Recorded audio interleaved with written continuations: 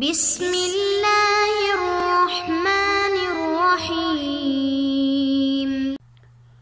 اللهم صل على سيدنا ومولانا محمد افضل صلواتك بعدد معلوماتك وبارك وسلم وصل عليه.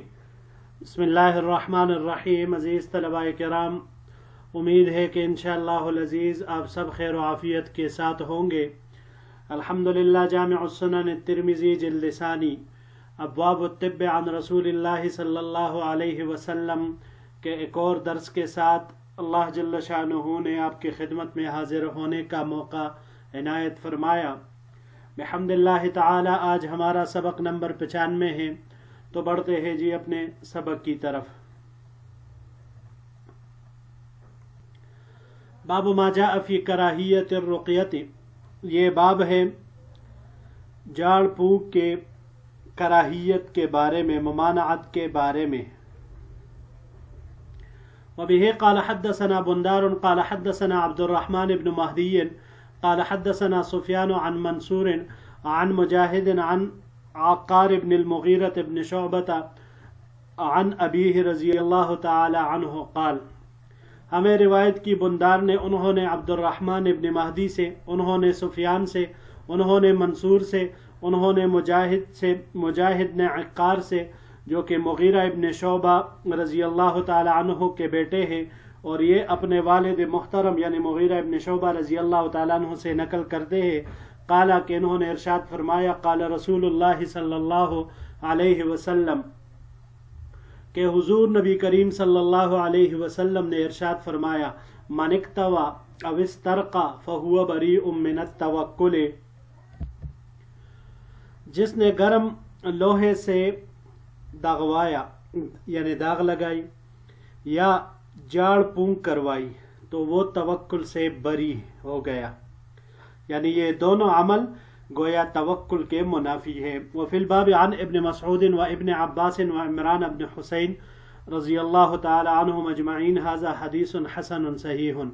اس باب میں عبداللہ ابن مسعود، عبداللہ ابن عباس اور عمران ابن حسین رضی اللہ تعالی عنہم اجمعین ان حضرات سے روایات مروی ہے، اور یہ حدیث حسن صحیح ہے.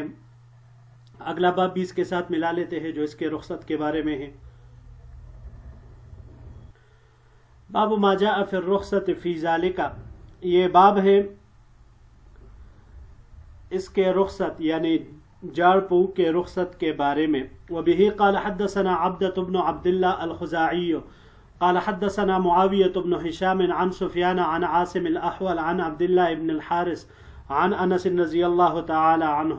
ہمیں روایت کی عبدة بن عبد الله الخزاعی نے، انہوں نے معاویہ ابن ہشام سے، انہوں نے سفیان سے، انہوں نے عاصم الاحول سے، انہوں نے عبداللہ ابن الحارث سے، انہوں نے حضرت انس رضی اللہ تعالی عنہ سے روایت کی. حضرت انس رضی اللہ تعالی عنہ فرماتے ہیں ان رسول اللہ صلی اللہ علیہ وسلم رخص فی الرقیۃ من الحمۃ والعین والنملۃ.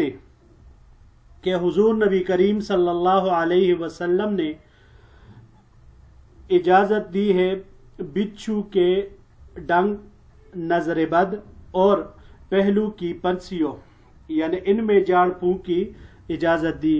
وبه قال حدثنا محمود بن غيلان قال حدثنا يحيى بن آدم وأبو نعيم قال حدثنا سفيان عن عاصم عن يوسف بن عبد الله بن الحارث عن أنس بن مالك رضي الله تعالى عنه. ہمیں روایت کی محمود بن غیلان نے، انہوں نے یحییٰ ابن آدم سے اور ابو نعیم سے. یہ دونوں حضرات فرماتے ہیں کہ ہمیں روایت کی سفیان نے، انہوں نے عاصم سے، انہوں نے یوسف ابن عبداللہ ابن حارث سے، اور انہوں نے حضرت انس ابن مالک رضی اللہ تعالی عنہ سے روایت کی کہ انس رضی اللہ تعالی عنہ نے فرمایا ان رسول اللہ صلی اللہ علیہ وسلم رخص فی الرقیۃ من الحمۃ والنملۃ. کہ حضور نبی کریم صلی اللہ علیہ وسلم نے بچھو کے ڈنک مارنے میں، والنملۃ اور اسی طرح یا بچھو کے کاٹنے سے، اس میں آپ صلی اللہ علیہ وسلم نے والنملۃ اور اس کے ساتھ پہلو کی پنسیوں کے بارے میں، जाड़ फूंक की इजाज़त दी। वहाज़ा इंदी असह मिन हदीस मुआविया इब्न हिशाम अन सुफियान, और ये हदीस मेरे नज़दीक ज़्यादा सही है मुआविया इब्न हिशाम की सुफियान के वास्ते से रिवायत वाली, उस रिवायत से ये ज़्यादा सही है। वफ़िल बाब अन बुरैदा व इमरान इब्न हुसैन व जाबिर व आयशा व तल्क़ इब्न अली व अम्र इब्न हज़्म व अबी ख़िज़ामत अन अबीही रिज़वानुल्लाहि तआला अलैहिम अजमईन। इस बाब में इन तमाम हज़रात रिज़वानुल्लाहि अलैहिम अजमईन से रिवायात मरवी है। वबिही क़ाल हद्दसना इब्न अबी उमर क़ाल हद्दसना सुफ़यान अन हुसैन अन अश्शअबी अन इमरान इब्न हुसैन अन रसूलुल्लाह सल्लल्लाहु अलैहि वसल्लम क़ाल के हुज़ूर नबी करीम सल्लल्लाहु अलैहि वसल्लम ने इरशाद फरमाया, ला रुक़यत इल्ला मिन ऐनिन अव हुमतिन, कि हुजूर नबी करीम सल्लल्लाहु अलैहि वसल्लम ने फरमाया कि कोई जाड़ फूंक नहीं है मगर नजर बद में और बिच्छू के काटने से। वरवा शुअबत हाज़ल हदीस अन हुसैन अन अश्शअबी अन बुरैदा, और रिवायत की है इसको शोबा ने हुसैन से, उन्होंने शाबी से और उन्होंने बुरैदा से। जी बढ़ते हैं अपने बाप की तरफ वापस आते हैं। जी अजीज तलबाए किराम, अर्रुक़या रा के ज़म्मा और काफ के सुकून के साथ ये जाड़ फूंक को कहा जाता है। इसकी जमा रुक़ा आती है, रुक़ा रा के ज़म्मा के साथ। जाड़ फूंक किसे कहते हैं या जाड़ फूंक जायज़ है नाजायज़ है, तो इमाम तिरमिज़ी रहमतुल्लाह अलैह ने यहाँ पर दो बाब कायम किए हैं जिनमें पहले से ममानात मालूम होती है, कराहत मालूम होती है, और दूसरे से फिर उसकी रुख्सत और इजाज़त मालूम होती है। तो याद रखिएगा कि जो जाड़ फूंक, दम, ये चीज़ें आयात कुरानिया, तावीज़ वगैरह भी इसमें शामिल हैं। जो जाड़ फूंक आयात कुरानिया, अस्माए इलाहिया या अल्लाह जल्ल शानुहु के ज़िक्र के साथ हो तो वो बिल इत्तिफाक यानी मुत्तफ़क़ुन अलैहि वो जायज़ है।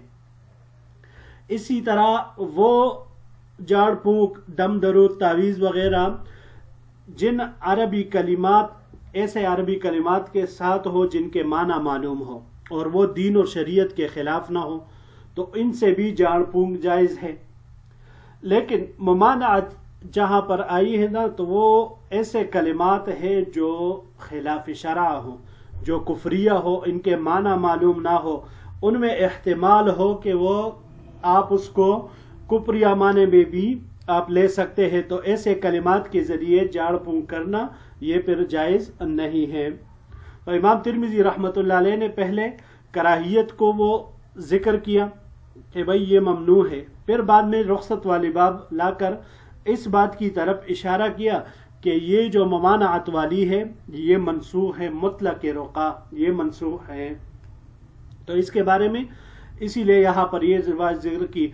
अगले दुरूस में इंशाअल्लाहुल अज़ीज़ हम मज़ीद पढ़ेंगे कि जिनमें फिर मुअव्वज़तैन के साथ आप सल्लल्लाहु अलैहि वसल्लम उसके नाजिल होने के बाद आप सल्लल्लाहु अलैहि वसल्लम फिर उमूमन उन्हीं के साथ नज़र बद और ये चीज़ों का जाड़ फूंक वगैरह आप सल्लल्लाहु अलैहि वसल्लम फरमाया करते थे। यहाँ पर रिवायत में पहले में तो मुतलकन मना आया कि ऐसा करने वाला वो गोया के तवक्कुल से बरी होगा, लेकिन ये बात याद रखिए कि यहाँ पर इंसान मौजूदा दौर में ये बहुत ज़्यादा हो गया है, तो ये अगर कोई करता भी है तो वो कर देता है, लेकिन तवक्कुल और यकीन उसका अल्लाह की ज़ात के ऊपर होता है कि भाई शिफा मुझे इसके ज़रिए अल्लाह ही देगा, शिफा देने वाली ज़ात अल्लाह की है। जैसे हम डॉक्टर के पास चले जाते हैं, उससे दवाई ले लेते हैं, अब हमें भी पता है कि ये दवाई शिफा देने वाली नहीं है, शिफा इसमें डालने वाला अल्लाह की ज़ात है। अल्लाह का हुक्म इसकी तरफ मुतवज्जे हो, अल्लाह की तरफ से हुक्म इसको हो कि इस इंसान के लिए शिफा वाला काम कर, तो उससे उस इंसान को उस मरज़ से शिफा मिल जाती है, सेहत मिल जाती है। तो इसी तरह ये जाड़ फूंक भी जिसमें अल्लाह जल्ल शानुहु की तरफ से वो शिफा शामिल की जाए तो फिर उस इंसान को शिफा मिल जाती है, और अगर ना हो तो बहुत टोकरे दर दर की काने के बाद भी फिर वही हालत रहती है, और उसी तरह ही इंसान वो दर बदर भटकता फिरता है और उसके मसले मसाइल हल ही नहीं होते। ये अगले बाब में जिसमें रुख्सत आया है, رخصت والے باب میں 3 الفاظ استعمال ہوئے ہیں عموماً، حما، عین، نملہ۔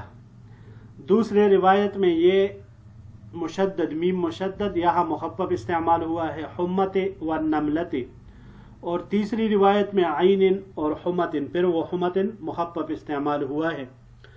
حما علامہ جزری رحمۃ اللہ علیہ کے نزدیک یہ تخفیف کے ساتھ ہی صحیح ہے، اور تشدید کے ساتھ بھی وہ پڑھا جاتا ہے، لیکن اصح یہ یہی تخفیف والا ہی ہے۔